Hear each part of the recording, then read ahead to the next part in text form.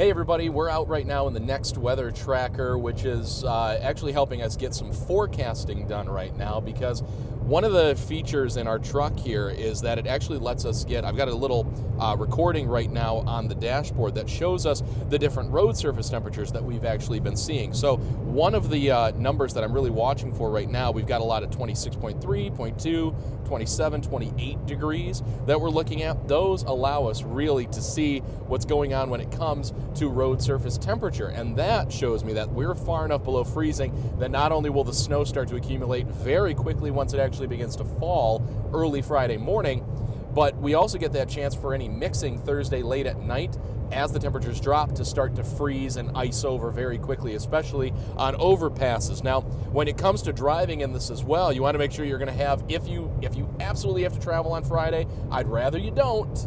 It's better to make plans now to not travel Friday, but you need those big tires. Those strong winter tires are what you really need for this type of snowfall as well.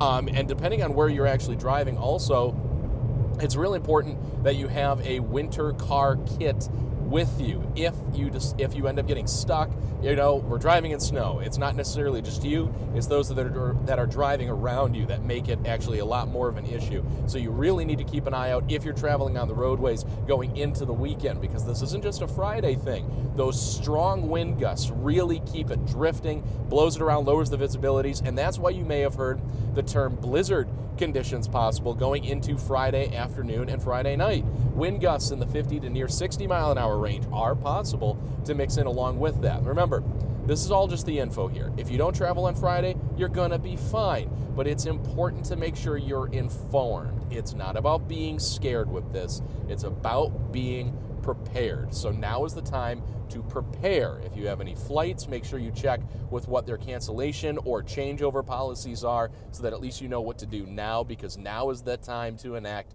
your plan B, especially going into this holiday weekend. So as we go a little further into Saturday, the snow gets a chance to really become more lake effect squall-like. Another day where if you don't need to travel in the morning, just don't travel. But now actually we're on a different part of the road that was showing temperatures for the road surface down to about 23 degrees. So easily a good setup that you will get some icing as we go into the start of the day on Friday, thanks to the below freezing temps on the road, below freezing temps as we continue to drop, with highs then in the teens and lows in the single digits, wind chills well below zero, down to even 15 or 20 below zero as we go further into Friday and then into Saturday as well. So you want to make sure you're bundled up. We take care of everything, of course, as we get into the weekend. Stay with the Next Weather team. We're going to be keeping an eye on everything as we go into this first big winter storm of this winter season. We're going to keep you informed all the way through, along with those snow totals. Again, about 3 to 6 inches for Monroe, Wayne, and Macomb, 4 to 8 for the vast majority of the rest of southeast Michigan until you get to areas like Brighton and Howell westward. Then it's a good 6 to 10 inch bet along with the strong winds. We'll keep an eye on everything there for you right here at cbsdetroit.com, as well as on the air at CBS Detroit and on the CW as well.